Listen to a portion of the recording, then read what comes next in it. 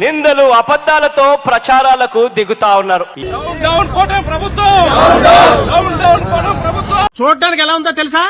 మా వద్ద బాత్రూమ్ బ్రష్లు, డస్ట్ బిన్లు, బాటిల్ క్లీనింగ్ బ్రష్లు, సోప్ బాక్సులు, క్యారేజీ బుట్టలు, స్క్రబ్బర్లు, స్టీల్ ప్లేసులు మా వద్ద సరసమైన ధరలకే లభించును.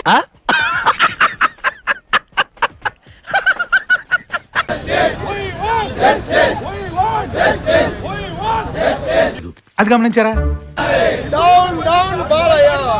కారు చూపే నంది ముందు రంగు మార్చిన పంది, కారు కూతలకు వస్తే కపాలం పగిలిపోతే రాట్లేదా?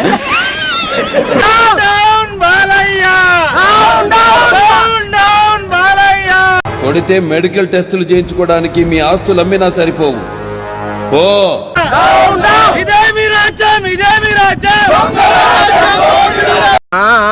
కూసేగాడిది వచ్చి మేసేగాడిదని సెడదే సార్, అదే సెడగొట్టిందని.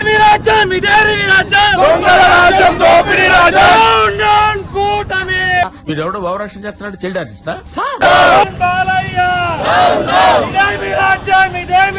పనికి మాలిన వాళ్ళందరూ చోట చేరి మాకు పని లేదు అని ప్రపంచానికి చాలా కలర్ఫుల్ గా చెప్తున్నట్టుంది. ప్రధానంగా ఈ నిరసన వ్యక్తం చేయడానికి గల కారణం చెప్పురా, మొత్తం చెప్పు. గాక మొన్న హిందూపురంలో వైసీపీ కార్యాలయం మీద పెద్ద ఎత్తున తెలుగుదేశం నాయకులు దాడి చేయటం, ఆఫీసును ధ్వంసం చేయటం, ఏదన్నా ఒకటేరా.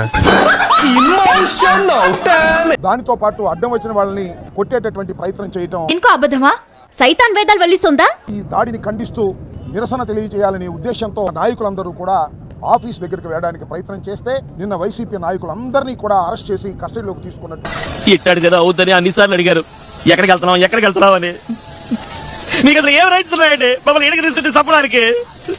అంటే మీ ఆఫీస్ మీద ఏదో దాడి జరిగిందని చెప్పేసి మమ్మల్ని అంత వేధించే ప్రయత్నం చేశారే. హిందూపురంలో మా ఆఫీస్ మీద మీడియా అంతా చూస్తుండగా విజువల్స్ కూడా వచ్చాయి. మీరు ఏం యాక్షన్ తీసుకున్నారని పోలీస్ డిపార్ట్మెంట్ అడుగుతా ఉంది. ఎవరు చేసిన కర్మ వారనుభవించక ఎప్పుడైనా తప్పదన్నా. పోలీస్ డిపార్ట్మెంట్ కేవలం తెలుగుదేశం తొత్తులాగా వ్యవహరించేటటువంటి కార్యక్రమానికి వాళ్ళ దిగజారిపోయింది.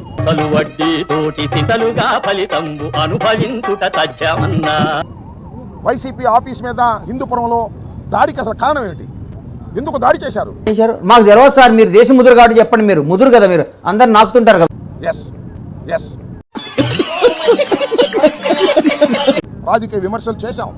మా పార్టీకి సంబంధించిన వ్యక్తులు హిందూపురం ఉన్నటువంటి శాసనసభ్యుడైనటువంటి బాలకృష్ణ గారి మీద రాజకీయమైన విమర్శలు చేశాం. దొంగలని మీరే భలే ఒప్పుకున్నారు. రాజకీయమైన విమర్శలు చేస్తే దాడులు చేస్తారా అని అడుగుతా ఉన్నా. అటు చూడు బే. అంతటి దారుణమైన బూతులు వీళ్ళే తిడతారు. ఆ బూతులు తిట్టారు అని చెప్పి దాని మీద రియాక్షను ఎవరో మనల్ని అభిమానించే వాళ్ళు, మనల్ని ప్రేమించే వాళ్ళు ఆ టీవీ చూసినప్పుడు ఆ బూతులు చూడలేక, ఆ తిట్లు వినలేక ఎవరికో బీపీ వచ్చి అభిమానస్తులు ఆప్యాయత చూపించే వాళ్ళు ఒక రియాక్షన్ అనేది రాష్ట్ర వ్యాప్తంగా కూడా కనిపిస్తుంది.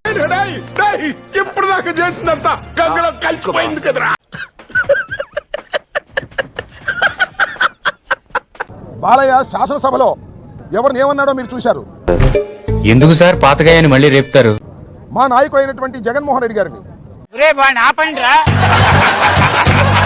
రాష్ట్ర ముఖ్యమంత్రిగా 5 సంవత్సరాలు పనిచేసినటువంటి జగన్మోహన్ రెడ్డి గారిని సైకోగాడు అని అన్నాడా లేదా?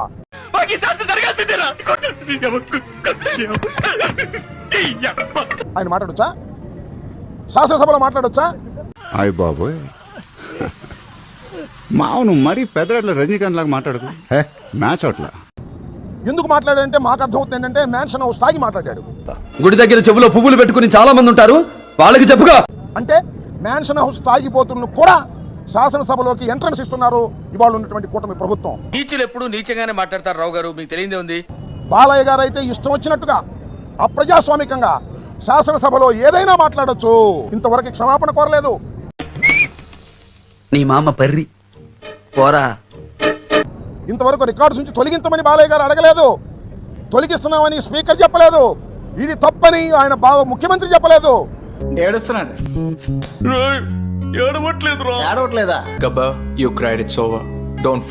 ఇది న్యాయమా? ఇది ధర్మమా? పోలీస్ యంత్రాంగం కళ్ళప్పగించి చూస్తుంటుందా? ఈ సమాధానం చెప్పవలసినటువంటి బాధ్యత ఈ ప్రభుత్వానికి ఉంది. పబ్లిక్ గా చేస్తే గవర్నమెంట్ ఊరుకుంటదేంటి? బొక్కలోకి దోస్తది.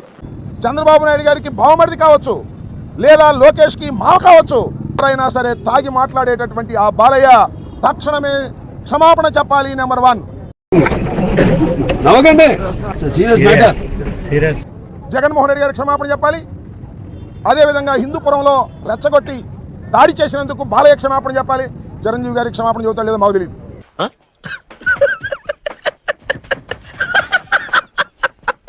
కూటమిలో ఉండోళ్ళు చూసుకోమనండి. ఈ రెండింటికి తక్షణమే సమాధానం చెప్పాలి, తక్షణమే క్షమాపణ చెప్పాలి. చెప్పేంత వరకు వైఎస్ఆర్ కాంగ్రెస్ పార్టీ సహించదని కూడా ఈ సందర్భంగా నేను మనవి చేస్తున్నాను.